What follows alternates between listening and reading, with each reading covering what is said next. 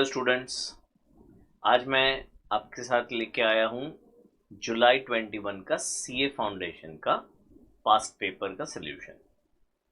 Question 1 मुझे लगता है सबसे निगलेक्टेड होता है when you are preparing yourself for accounts. True और फॉल्स होता है, but invariably I have seen बच्चों को इसमें 12 में से 12 नहीं मिलते हैं। कुछ कंसेप्चुअल एरर्स होते हैं सोचने में और इसमें गलती कर बैठते हैं। ठीक है, तो ध्यान से सुनिएगा। Question number 1, goods sold on approval or return basis are not recorded as credit sales initially when they are sent out। अब ये ना डायरेक्ट ट्रू या डायरेक्ट फॉल्स नहीं है, ये हाफ ट्रू है हाफ फॉल्स है। ऐसा कैसे? तो आपको पता है there are different methods in sale और रिटर्न, है ना। तो हमने आंसर क्या लिखा है, देखिए पढ़िए आप। पहले तो हमने फॉल्स लिखा है। ओके, एक बार पढ़ते हैं वापस क्वेश्चन।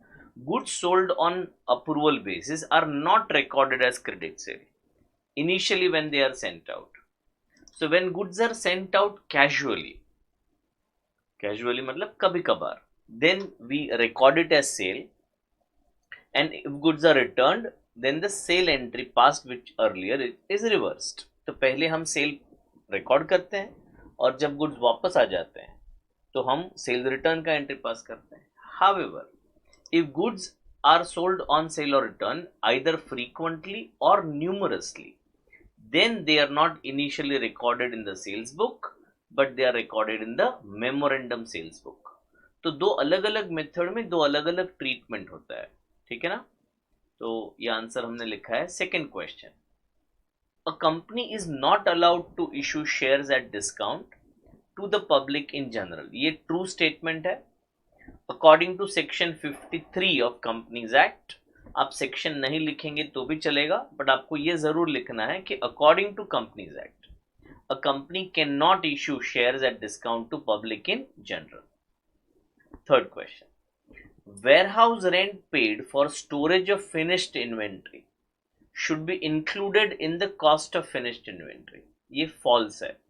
आपने अकाउंटिंग स्टैंडर्ड 2 पढ़ा होगा, उसमें लिखा है कि इन्वेंट्री जिस लोकेशन पे है उस लोकेशन तक पहुंचाने का जो खर्चा है वही सिर्फ इंक्लूड करना चाहिए। वो लोकेशन पे पहुंचने के बाद अगर कोई खर्चा कोई खर्चा इनकर करते हैं तो उसको हमें नहीं इंक्लूड करना चाहिए जब हम फिनिश गुड्स का इन्वेंट्री वैल्यू करते हैं। एक और बार, तो वेयरहाउस पे पहुंचने तक का खर्चा यानी कि रॉ मटेरियल खरीदने का खर्चा प्लस जो भी ट्रांसपोर्टेशन खर्चा लगा है, वेयरहाउस तक पहुंच गया, उसके बाद वहां पे हम स्टोर करते हैं, मेंटेन करते हैं, तो पहुंचने के बाद जो खर्चे होते हैं रिपेयर्स के, मेंटेनेंस के, रेंट के, तो वो इंक्लूड नहीं होता है फिनिश गुड्स इन्वेंट्री के कॉस्ट में। ओके।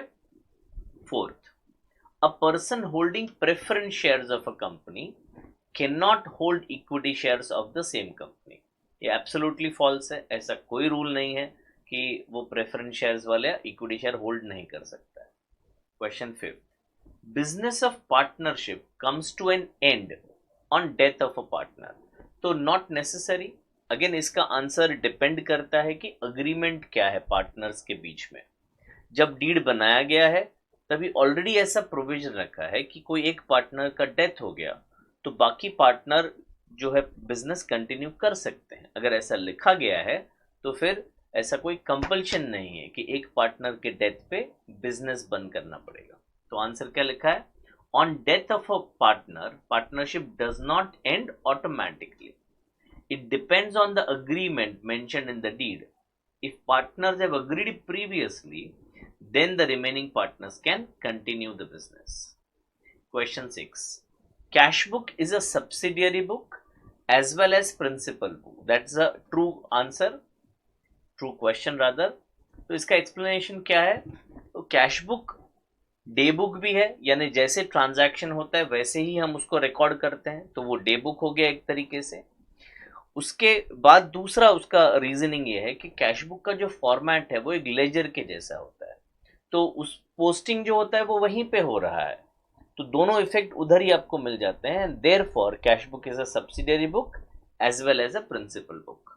ठीक है, तो ये था क्वेश्चन 1 जुलाई 21 का। Thank you.